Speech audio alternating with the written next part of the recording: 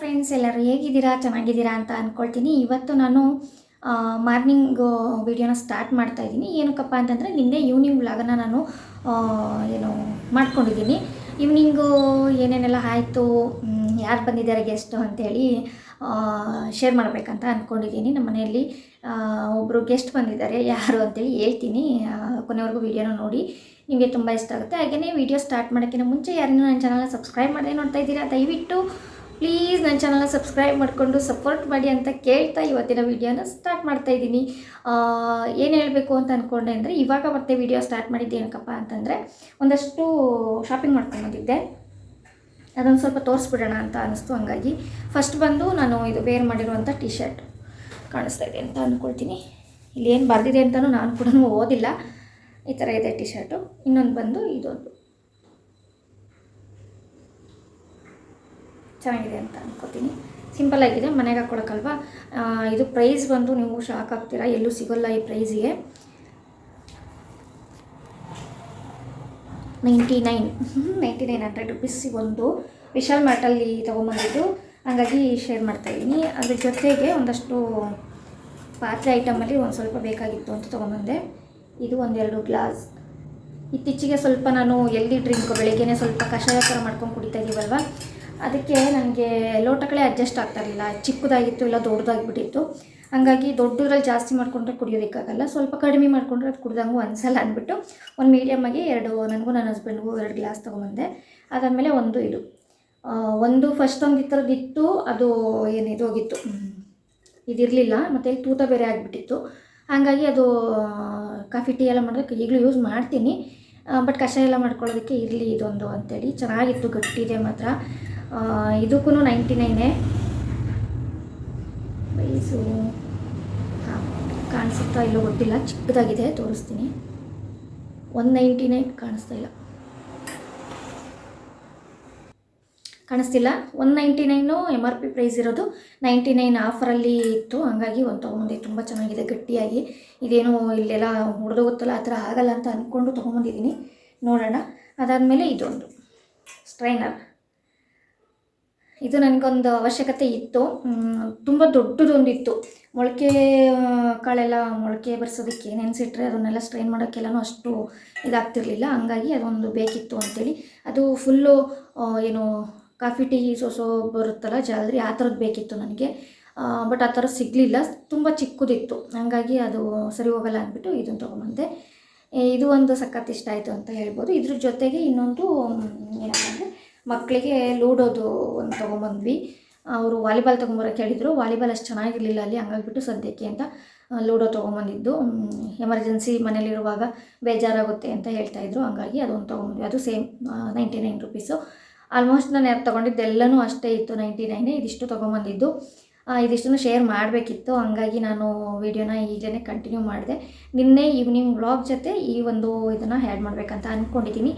ಇವತ್ತಿನ ವಿಡಿಯೋ ತುಂಬ ಚೆನ್ನಾಗಿದೆ, ಲಾಸ್ಟ್ವರೆಗೂ ನೋಡಿ. ಬನ್ನಿ, ವಿಡಿಯೋನ ಆ್ಯಡ್ ಮಾಡ್ತೀನಿ, ನೋಡ್ಕೊಬನ್ನಿ. ಫ್ರೆಂಡ್ಸ್, ನಾನು ಈವ್ನಿಂಗ್ ಚುರುಮುರಿ ಜೊತೆ ನಾನು ವೀಡಿಯೋನ ಸ್ಟಾರ್ಟ್ ಮಾಡ್ತಾಯಿದ್ದೀನಿ. ಚುರುಮುರಿ ರೆಸಿಪಿನ ನಿಮ್ಮ ಜೊತೆ ಶೇರ್ ಮಾಡೋಣ ಅಂತ. ತುಂಬ ಅಂದರೆ ತುಂಬ ಟೇಸ್ಟಿಯಾಗಿ ಬಂದಿತ್ತು, ಹಾಗಾಗಿ ಶೇರ್ ಮಾಡ್ತಾಯಿದ್ದೀನಿ. ದಯವಿಟ್ಟು ಒಂದು ಸಲ ನೀವು ಕೂಡ ಟ್ರೈ ಮಾಡಿ. ಇಷ್ಟ ಆದರೆ ಹೇಗೆ ಅನ್ನಿಸ್ತು, ಟೇಸ್ಟ್ ಎಲ್ಲ ಹೇಗಿತ್ತು ಅನ್ನೋದನ್ನು ಬಂದು ಕಮೆಂಟಲ್ಲಿ ತಿಳಿಸಿ. ಇಷ್ಟ ಆದರೆ ಈ ರೆಸಿಪಿ ನೀವು ಒಂದು ಲೈಕ್ ಮಾಡೋದನ್ನು ಮರಿಬೇಡಿ. ಈಗ ನೋಡ್ತಾ ಇದ್ದೀರಾ, ನಾನು ಈರುಳ್ಳಿನ ಸಣ್ಣದಾಗಿ ಹೆಚ್ಕೊಂಡು ಅದಕ್ಕೆ ಕ್ಯಾರೆಟ್ ತುರಿನೂ ಹಾಕ್ಕೊಂಡಿದ್ದೀನಿ. ಸ್ವಲ್ಪ ಉಪ್ಪು, ಖಾರದ ಪುಡಿ, ಒಂದೇ ಒಂದು ಚಿಕ್ಕ ಟೊಮೊಟೊ, ಅದಕ್ಕೆ ಕೊತ್ತಂಬರಿ ಸೊಪ್ಪು ಮತ್ತು ಸ್ವಲ್ಪ ಕೊಬ್ಬರಿ ಎಣ್ಣೆನ ಯೂಸ್ ಮಾಡಿದ್ದೀನಿ. ಪ್ಯೂರ್ ಕೊಬ್ಬರಿ ಎಣ್ಣೆ ಇರುತ್ತಲ್ವ, ಅಡುಗೆಗೆ ಯೂಸ್ ಮಾಡ್ತೀರಲ್ವ, ಅದನ್ನು ಯೂಸ್ ಮಾಡಿ, ತುಂಬ ಚೆನ್ನಾಗಿ ಬರುತ್ತೆ. ಒಂದು 2 ಸ್ಪೂನಷ್ಟನ್ನು ಯೂಸ್ ಮಾಡಿ ಅದಕ್ಕೆ ಮಂಡಕ್ಕಿನ ಹಾಕಿಬಿಟ್ಟು, ನಾನು ಇಲ್ಲಿ ಯಾವುದೇ ರೀತಿ ಹಸಿ ಖಾರ ಏನೂ ಯೂಸ್ ಮಾಡ್ತಾಯಿಲ್ಲ, ಮಕ್ಕಳು ತಿನ್ನೋದು ಅಂತ ಅಂದ್ಬಿಟ್ಟು. ಏನು ಚಿಕ್ಕದಾಗಿ ಏನಾದರೂ ಮೆಣಸಿನ್ಕಾಯಿ ಸಿಕ್ತು ಅಂದರೆ ತಿನ್ನಲ್ಲ ಅಂತ ಹೇಳಿಬಿಟ್ಟು.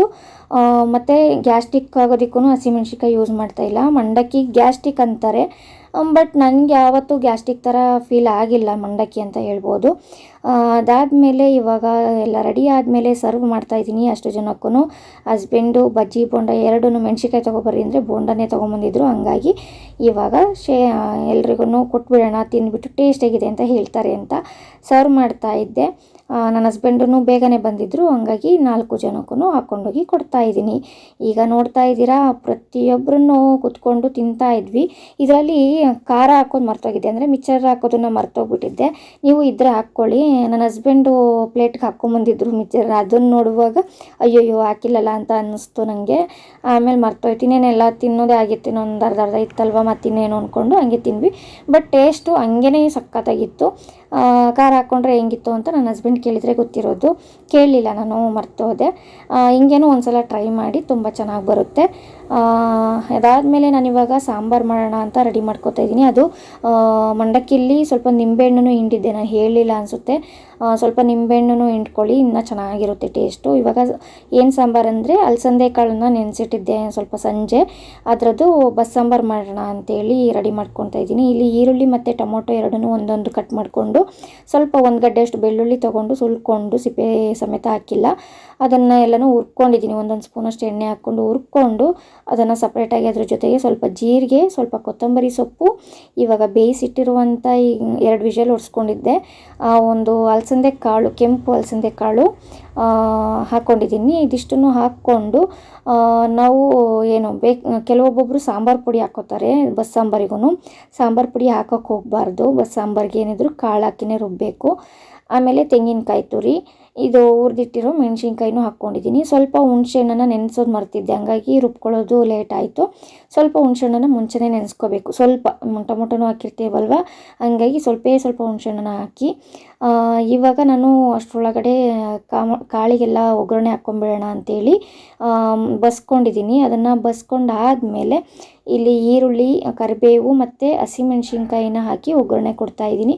ಕೆಲವೊಬ್ಬರು ಖಾರಕ್ಕೆ ಹಸಿಮೆಣ್ಸಿನ್ಕಾಯಿ ಏನೂ ಹಾಕೋದಿಲ್ಲ, ಬಟ್ ಇದನ್ನು ಹಾಕಿ ನೋಡಿ, ಇನ್ನೂ ಟೇಸ್ಟ್ ಚೆನ್ನಾಗಿರುತ್ತೆ, ತುಂಬ ಚೆನ್ನಾಗಿ ಬರುತ್ತೆ. ಮತ್ತು ಸಾಂಬಾರಿಗೆ ಸಪ್ರೇಟ್ ಒಗ್ಗರಣೆ ಮಾಡೋದಿಲ್ಲ, ಇದೇ ಒಗ್ಗರಣೆನ ಸ್ವಲ್ಪ ತೆಗೆದುಬಿಟ್ಟು ಫುಲ್ಲು ಸಾಫ್ಟ್ ಫ್ರೈ ಆದಮೇಲೆ ಅದನ್ನೇ ಸ್ವಲ್ಪ ತೆಗೆದುಬಿಟ್ಟು ಸಾಂಬಾರಿಗೆ ಹಾಕ್ತೀನಿ. ಇವಾಗ ಅದನ್ನು ತೆಗೆದು ಹಾಕಿದ್ಮೇಲೆ ಸ್ವಲ್ಪ ಕಾಳು, ಕೊತ್ತಂಬರಿ ಸೊಪ್ಪು, ತೆಂಗಿನಕಾಯಿ ತುರಿ 3 ಹಾಕಿ ಚೆನ್ನಾಗಿ ಮಿಕ್ಸ್ ಮಾಡಿಕೊಂಡು, ಏನು ಅದು ಸ್ವಲ್ಪ ಬಾಡಬೇಕು ಅಂತಾರಲ್ಲ ಆ ಥರ ಆಗಬೇಕು, ಅಲ್ಲಿವರೆಗೂ ಮಿಕ್ಸ್ ಮಾಡ್ಕೋಬೇಕು. ಇಲ್ಲಾಂದರೆ ಏನಾದರೂ ಮಿಕ್ತು ಅಂತಂದರೆ ನಾವು ಹಂಗೆ ಬಿಟ್ಟರೆ ಬೆಳಗ್ಗೆ ಟೈಮೆಲ್ಲಾದರೂ ಬಸ್ಸಾಂಬಾರು ಮಾಡಿದಾಗ ಸಂಜೆವರೆಗೂ ಇರೋದಿಲ್ಲ, ಕಾಳೆಲ್ಲ ಅಳಿಸೋಗ್ಬಿಡುತ್ತೆ. ಹಂಗಾಗಿಬಿಟ್ಟು ಸ್ವಲ್ಪ ಚೆನ್ನಾಗಿ ಫ್ರೈ ಮಾಡ್ಕೋಬೇಕು. ಇವಾಗ ನೈಟ್ ಮಾಡ್ತಿರೋದಲ್ವ, ಖಾಲಿ ಆಗಿಲ್ಲ ಅಂತಂದ್ರೂ ಸ್ವಲ್ಪ ನಾನು ಫ್ರಿಜ್ಜಲ್ಲಿ ಎತ್ತಿಟ್ಕೊಂಡ್ಬಿಡ್ತೀನಿ. ಮಾರ್ನಿಂಗ್ ಅಥವಾ ಅವತ್ತು ಆಫ್ಟರ್ನೂನ್ ಅಂದರೆ ಒಂದು 11-12 ಗಂಟೆ ಹಿಂಗೆ ಸ್ನ್ಯಾಕ್ಸ್ ಟೈಮಲ್ಲಿ ನಾನು ಅದನ್ನು ತೆಕ್ಕೊಂಡು ತಿಂತೀನಿ, ಅದು ಕೂಡ ಹೆಲ್ಪ್ ಆಗುತ್ತೆ ನನಗೆ. ಇವಾಗ ಸ್ವಲ್ಪ ಹುಣಸೆಹಣ್ಣು ನೆನೆಸಿಟ್ಟಿದ್ದೆ ಅನ್ನಲ್ಲ, ಅದಷ್ಟನ್ನು ಹಾಕ್ಕೊಂಡು ಇವಾಗ ರುಬ್ಬಿ ಸಿಂಪಲ್ ಮಸಾಲೆ ಸಖತ್ ಟೇಸ್ಟಿಯಾಗಿರುತ್ತೆ ಬಸ್ಸಾಂಬಾರು. ಒಂದು ಸಲ ಟ್ರೈ ಮಾಡಿ. ಇದಿಷ್ಟು ಒಣಮೆಣ್ಸಿನ್ಕಾಯಿನೇ ಹಾಕಿ, ಬೇರೆ ಹಸಿಮೆಣ್ಸಿನ್ಕಾಯಿ ಈ ಥರದ್ದೇನು ಹಾಕೋಕ್ಕೆ ಹೋಗಬೇಡಿ ಬಸ್ಸಾಂಬಾರಿಗೆ, ಅಥವಾ ಖಾರದ ಪುಡಿ ಅದನ್ನು ಹಾಕಬೇಡಿ.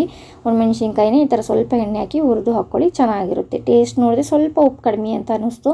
ನಾನು ಯಾವಾಗಲೂ ಬಸ್ಸಾಂಬಾರು ಮಾಡುವಾಗ ಖಾರ ರುಬ್ಬುವಾಗನೇ ಉಪ್ಪು ಹಾಕ್ಕೊಳ್ತಿದ್ದೆ, ಇವತ್ತು ಮರ್ತುಬಿಟ್ಟೆ, ಹಂಗಾಗಿ ಸ್ವಲ್ಪ ಉಪ್ಪು ಕಡಿಮೆ ಆಗಿತ್ತು. ಸಾಂಬಾರಿಗೆ ಉಪ್ಪು ಹಾಕಿ ಹಂಗೆ ಚೆನ್ನಾಗಿ ಕುದಿಸ್ಕೊಂಡ್ಮೇಲೆ ರೆಡಿ ಆಗುತ್ತೆ. ಅದಾದಮೇಲೆ ನಾನು ಇವಾಗ ಅನ್ನ, ಸಾಂಬಾರು, ಪಲ್ಯ ಎಲ್ಲನೂ ಬಡಿಸಿ ಊಟಕ್ಕೆ ಕೊಡ್ತಾಯಿದ್ದೀನಿ ಅಪ್ಪಾಜಿ ಕೂಡ. ಇಷ್ಟು ನೈಟು ರೊಟೀನ್ ಆಗಿತ್ತು ಅಂತ ಹೇಳ್ಬೋದು. ಸಾಂಬಾರು ರೆಸಿಪಿ ಮತ್ತು ಚುರುಮುರಿ ರೆಸಿಪಿ ಎಲ್ಲ ಹೇಗಿತ್ತು ಅಂತ ದಯವಿಟ್ಟು ಕಮೆಂಟಲ್ಲಿ ತಿಳಿಸಿ. ಹಾಗೆ ನಿಮ್ಗೆ ಇಷ್ಟ ಆಯ್ತಾ ಏನೋ ಅನ್ನೋದನ್ನು ಲೈಕ್ ಮುಖಾಂತರ ಹೇಳಿ. ಫ್ರೆಂಡ್ಸ್, ನೋಡ್ಕೊಂಬಂದ್ರಲ್ಲ ವಿಡಿಯೋ ಹೇಗಿತ್ತು ಅಂತೇಳಿ. ಊರಿಂದ ಬಂದಿರೋದು ಅಪ್ಪಾಜಿ ಬಂದಿದ್ದರು ಅಂತೇಳಿ. ಅವ್ರು ಬಂದಾಗೆಲ್ಲನೂ ನಾನು ಅವ್ರಿಗೆ ಏನು ಇಷ್ಟ ಆಗುತ್ತೆ ಅದನ್ನು ಜಾಸ್ತಿ ಮಾಡೋದಕ್ಕೆ ಟ್ರೈ ಮಾಡ್ತೀನಿ.